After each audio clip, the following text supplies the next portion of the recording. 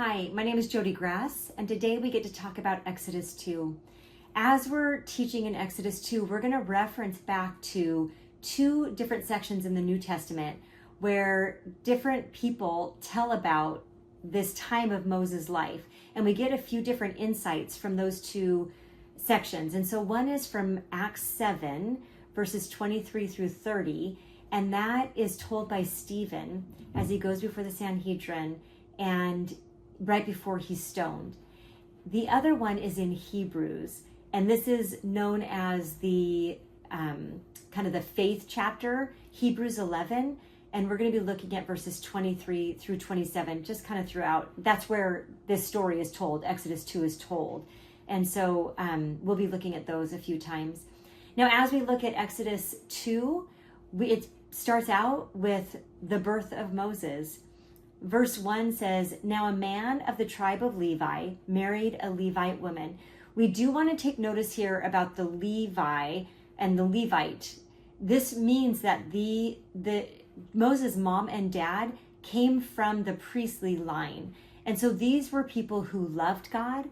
They followed God. This was an important part of their lives, and that's significant because we're going to see how that plays out in the life of Moses in this short chapter. Now, it doesn't tell us right here, but Moses' mom's name was Jochebed, and his dad's name was Amram. And we learn that in Exodus 6, verse 20. So can you imagine the weight of choosing to get married in that day and time and have children in that day and time?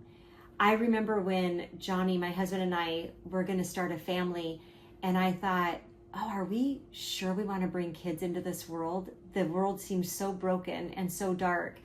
And I went to my dad and I shared that with him, a godly man. And he said to me, "Jody, we felt the same way before you were born. Your mom and I had that same conversation." And so if that's something you're facing right now, I just want to encourage you. We need to keep our eyes on God, not on this world. When we have our eyes on this world, it feels pretty hopeless. But when we have our eyes on God, then we know that his plan is far better than anything that we can see in this moment. So verse 2 through 4 says, "And she became pregnant and gave birth to a son. When she saw that he was a fine child, she hid him for 3 months. But when she could hide him no longer, she got a papyrus basket for him and coated it with tar and pitch. Then she placed the child in it and put it among the reeds along the bank of the Nile. His sister stood at a distance to see what would happen to him." So there is so much for us to unpack in these 3 short verses. So can you imagine? Jochebed finds out she's pregnant, and through her entire pregnancy, she's praying for this child, not knowing if it would be a boy or a girl, but knowing that the law is that if it's a boy, they have to throw him in the Nile and sacrifice his life. I cannot imagine the heaviness of carrying that through her entire pregnancy. And then she gives birth and she sees this fine child, but he's a boy. And what is she supposed to do? Now, we feel the weight of that from a mother's heart. I can't imagine that, but I think there's more to that. And the reason that we believe there's more to that is because we can look at Acts 7, verse 23, when Stephen is telling the story. He says, "By faith, Moses' parents hid him for 3 months after he was born because they saw he was no ordinary child, and they were not afraid of the king's edict."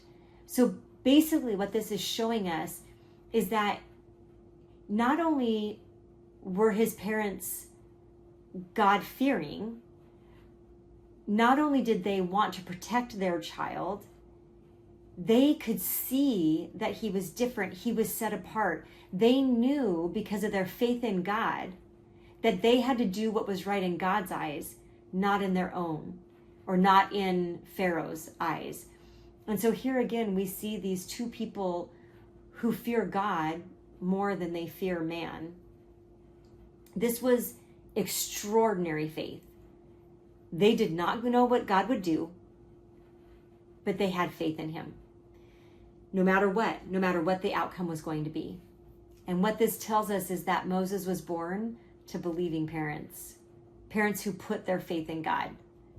There's no greater gift that you can give your children than to be a solid believer in God, to teach your children the ways of God, to model that out for them. There is no greater gift we can give our kids than to be people who are growing in our faith in God. So good job being a part of this Bible study and leaning in to your relationship with him. Okay, after 3 months, Moses likely became a little too noisy to hide anymore. And so Jochebed had to have enough faith to build him this little papyrus basket boat. Now, the word that is used for this basket, the Hebrew word, is tibah. And literally translated, that is translated ark. The only other place it's used in this way is in Genesis 6-9, when it is referring to the ark that Noah was to build. And even the tar and pitch are the same kind of finishing product that Noah had to put on the outside of the ark, as well as that Jochebed put on the outside of this little papyrus basket for Moses. And I think one of the things that we need to make sure we realize, the reason it's so significant, is that whether this massive ark that Noah built or this little papyrus basket ark that Jochebed built, both of those boats saved lives out of the waters of death. Now, Jochebed had to do a really hard thing. She had to take her baby Moses and put him in this basket and release this basket into the Nile River. We know the end of the story. We know what happened. But when Jochebed released Moses, her son, into the water, she did not know how God intended to intervene and that God would actually protect her son. And so she had to actually let go and release him before she knew the outcome and how God would show up. I think we have those kind of situations in our lives all the time where we want to see that we can trust God, but we want to hold on to the thing that we're trying to protect until God shows us what he's going to do and proves to us that we can trust him. But the truth is here, Jochebed had to let go first, having no idea how God was going to show up. If there's something that you're holding on to right now that you need to let go of, I want to challenge you to bring that to the Lord. Pray and ask him to give you the strength to let go and to trust him no matter what the outcome is. I remember when my son Tyler was 20 years old, he was going to spend 6 months studying abroad in Germany. And he was the only person going from his school. And so I got to fly out there with him and get him settled in this apartment that was just off of the campus that he would be attending. And so we spent the week kind of getting to know the city. And then the day before I had to leave, we got to get into his apartment. And as we walked into his apartment, he'd be living with, I think, 4 or 5 people that he just had no idea who they were. We walked in and there's like a common little tiny kitchen area with a small like half couch. And you couldn't even put something down in there because it was so filled with just trash and dirty pans, and it was a mess. And then he had a lock, they each had their own locked bedroom. And so we went into his bedroom, and as we opened the door to his bedroom, when you look to the left, there was this just little sink with this small little kind of dingy mirror over top of that. And his bed was straight across, and it was right up against this like radiator kind of heater. And his bed was a simple twin, very thin mattress, and the sheets were folded up and set on top. And in the middle of his room was this light that hung down from the cord, and there was no light fixture. It was just a light bulb hanging in the middle of his room. And I thought, oh, I don't think so. I'm not leaving my son here. I am going to put that kid on the plane with me, and he is coming home. And I had to wrestle that out as I stood there looking at his room. And so we went to a store and I bought things to try to make his room feel a little bit more homey, like, mom trying to make her own heart feel better. And we got him settled. We got him all set up. And then that night he came back to the hotel with me, and we were in this small hotel room with these 2 twin beds, and Ty fell asleep and I laid there awake, and I wrestled with God all night long. I told him that when he had put that baby in my arms 20 years earlier, I had not agreed to this. This was a terrible plan. And what was he thinking, bringing my son so far? I told God that I could not protect Tyler from so many thousands of miles away. And God told me that night that I had never been Tyler's protector. That had always been his job. God then reminded me of all the times that he had been faithful in Tyler's life, in my life, and in Johnny's and Lauren's lives. And story after story came to mind of God's faithfulness. And by the time Tyler woke up the next morning, I had my feet on solid ground. I knew that God had my son, and he had him there in Germany for a purpose. And I did not have the guarantee that my son was going to come home safe. But I did know that I was supposed to leave him there. And so when Ty tells that story, he says he couldn't believe I didn't cry all morning. We went out for breakfast and got me all packed up. We got on the train and he took me back to the airport. He rode in the train with me, and I didn't start crying until I had to turn and say goodbye to him. And then I cried all the way home, the poor people next to me on the plane. But I learned about letting go.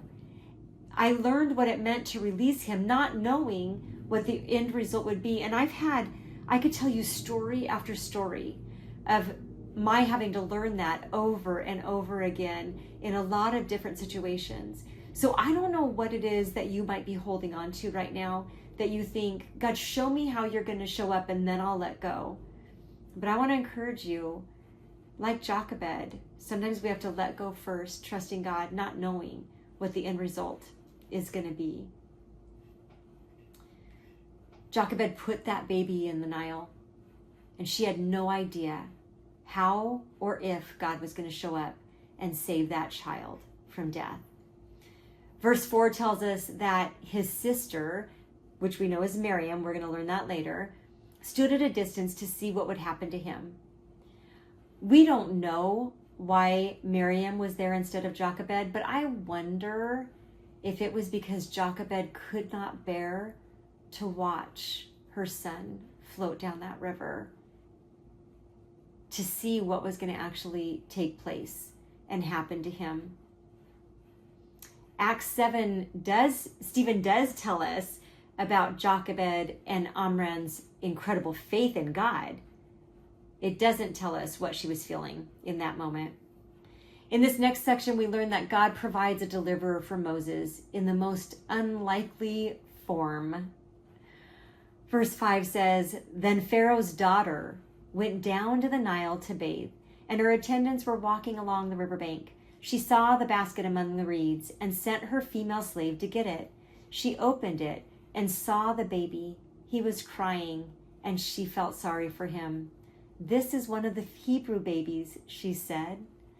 So Pharaoh's own daughter, Pharaoh, the one who actually made the law that all Hebrew boys, baby boys, were to be thrown into the river, Pharaoh's own daughter is Moses' deliverer. She saves him.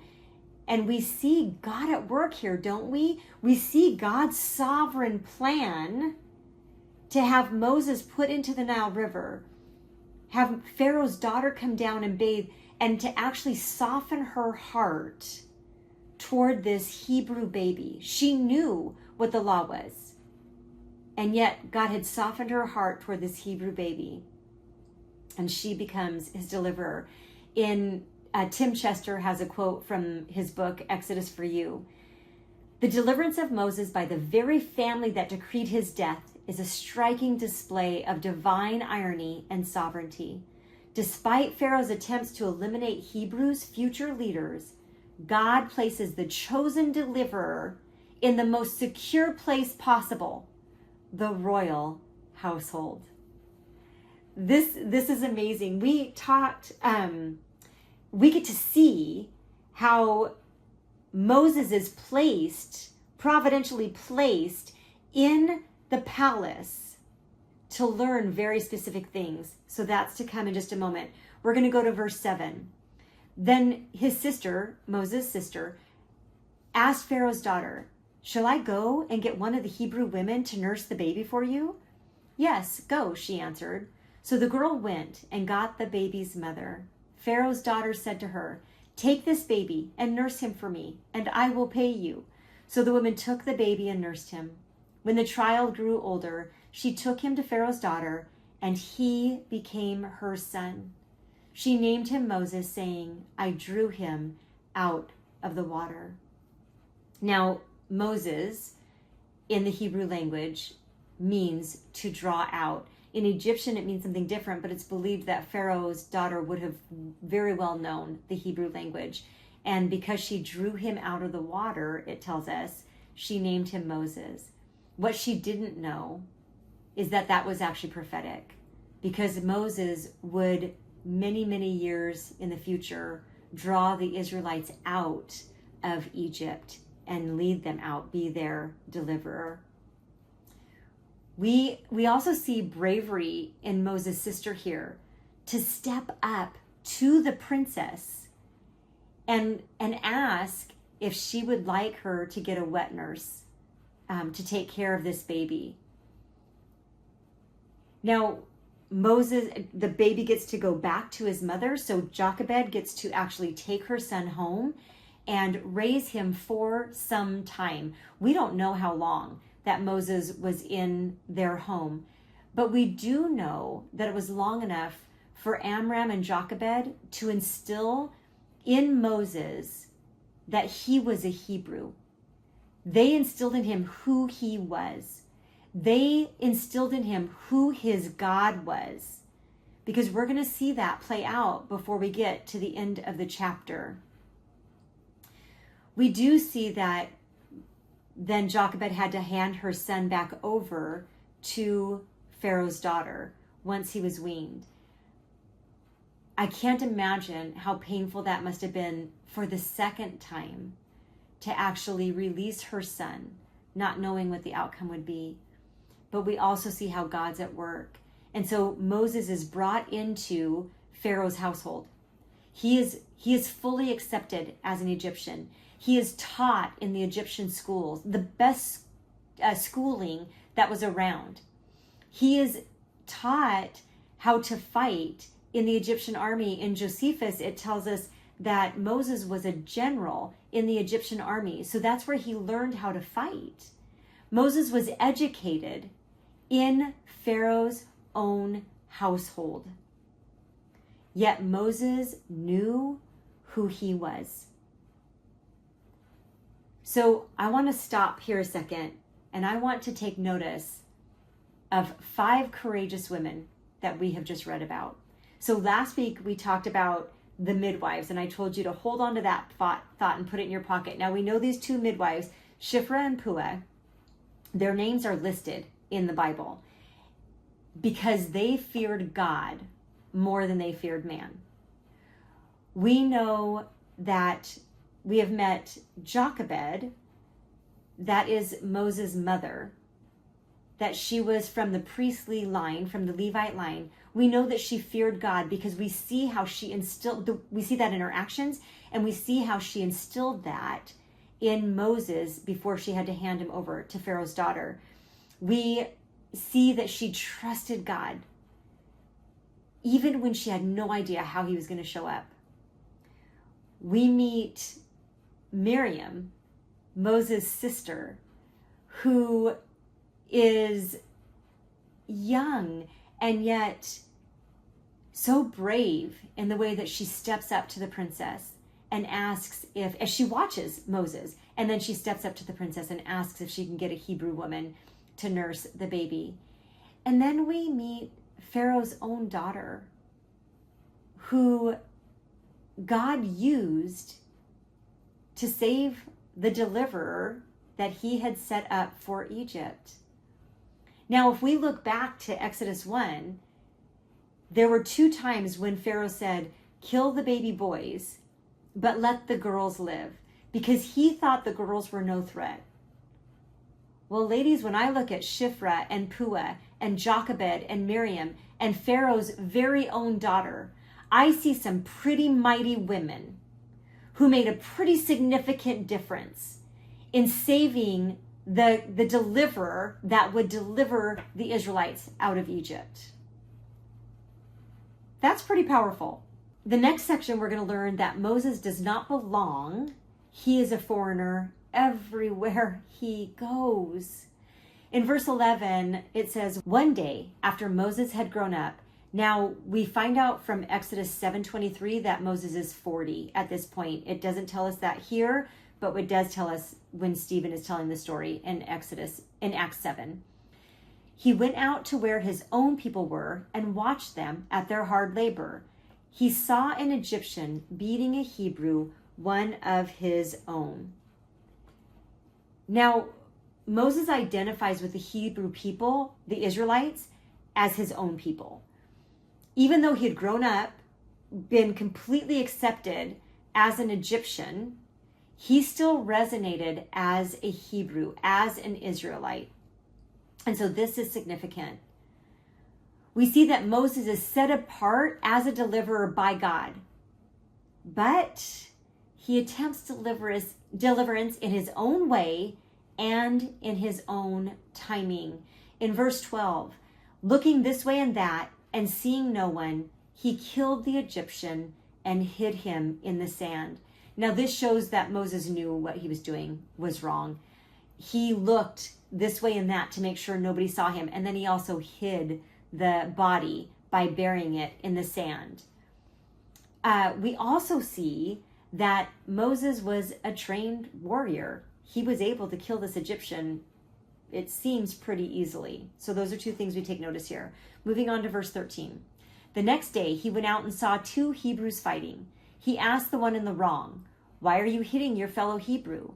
The man said, "Who made you ruler and judge over us? Are you thinking of killing me as you killed the Egyptian?" Then Moses was afraid and thought, what I did must have become known. So Moses really was acting as ruler and judge. He did look on the aggressor and saw the other guy as a victim. So he was making a ruling here and he was judging over them. And this is really prophetic to who Moses would become to the Israelites when he did bring them up out of Egypt. In Acts 7, as Stephen is retelling Moses' story, Moses' intentions are revealed here.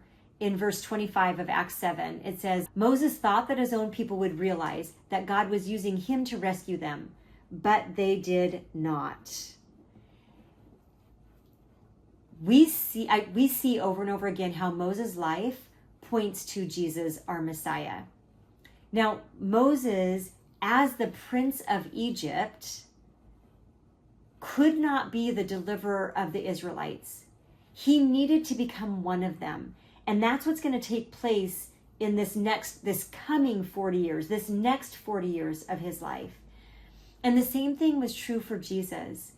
Jesus, being fully God, had to come down to earth and become fully man before he could be the perfect sacrifice for our sin, taking our place on the cross and washing us clean. All right, in this next section, we see that Moses flees to Midian, a foreign land, and he continues to live into who he is. So in verse 15, it says, when Pharaoh heard this, he tried to kill Moses, but Moses fled from Pharaoh and went to live in Midian, where he sat down by a well. Now, the Midian was believed to be about, this is a big range, but between 325 and 525 miles from Egypt. So this was a big trek that Moses took traveling. It would be like us walking from Paramount to Sacramento. That'd be 400 miles. So this is a big distance from Egypt that Pharaoh went. And it says that he settled in by a well. And that doesn't mean that he just stopped to take a rest by a well in Midian. It means that he kind of settled in there. This is where he planned to stay. Wells, you needed water in order to live. And so a well was a good place to kind of set up shop.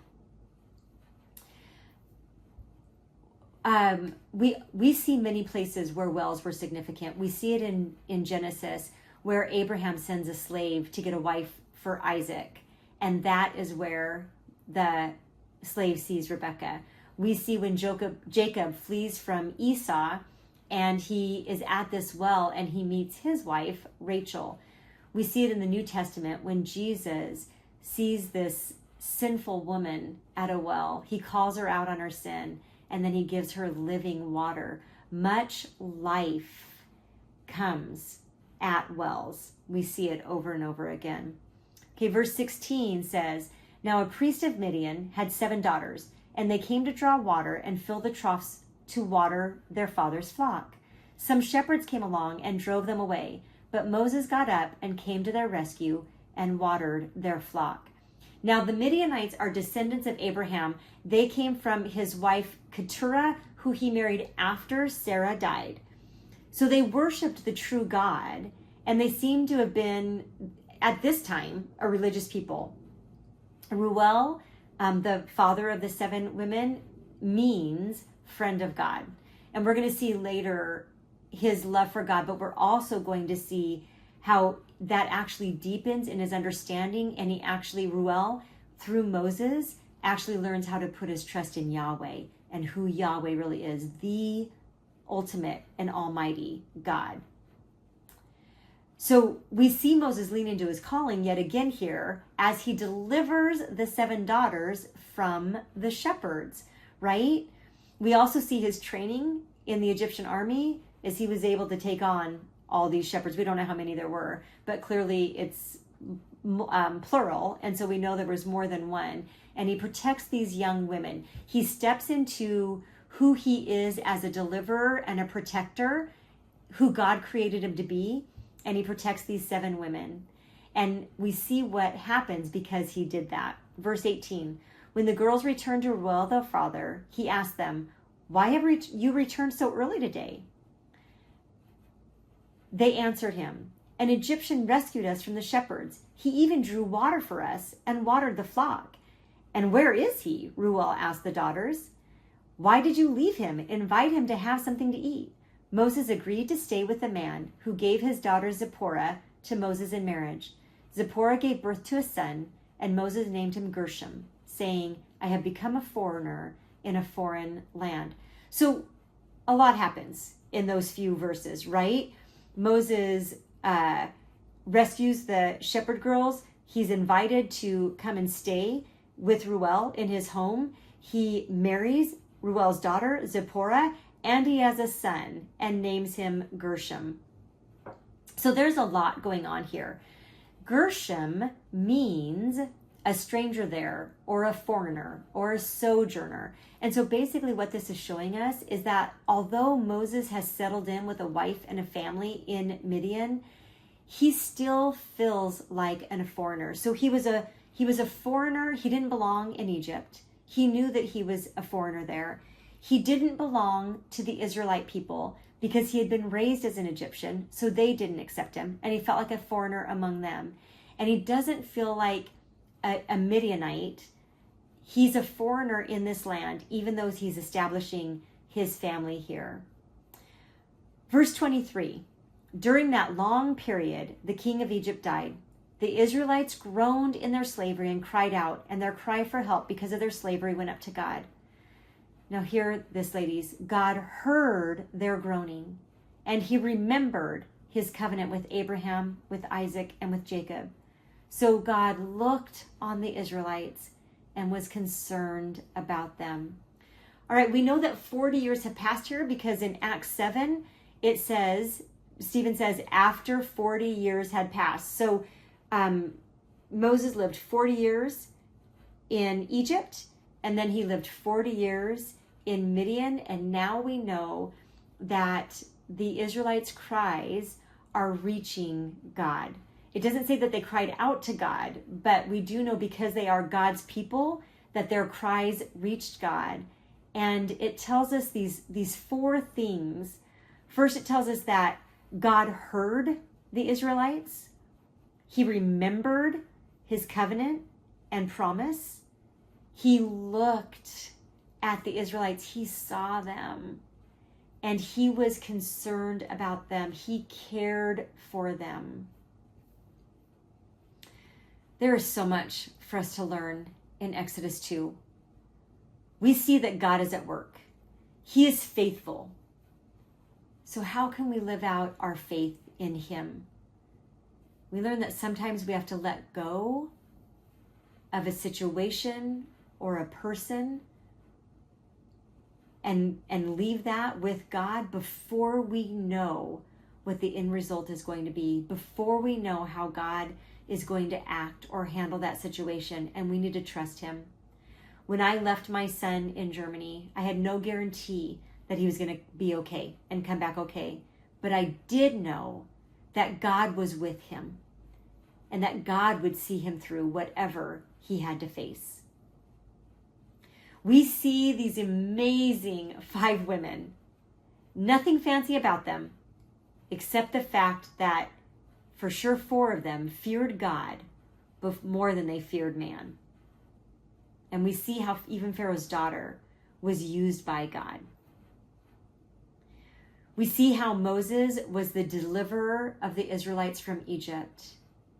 And we know that Jesus is our deliverer. We know that Jesus, because of what Jesus did on the cross, we live in this new covenant, right? We have been set free from our sin because of the price that Jesus paid on the cross for us. We know that he hears us when we cry out to him. We know that he remembers us. And he remembers the promise of that covenant of what Jesus did on the cross for us. We know that he looks with love on us. And we know that he is concerned about our well-being and he cares for us. These are things that we can trust, right, ladies? These are things that we can live into. So whatever it is that you need to let go of and trust God, I want you to walk in that today. And if that just means bringing it to God in prayer today, start there. Let's pray. God, thank you for your faithfulness. Thank you for your word. Thank you for the way that you show us your character and who you are and how you're at work in this world today through your word. Have your way in us, Lord. We pray this in Jesus' name. Amen.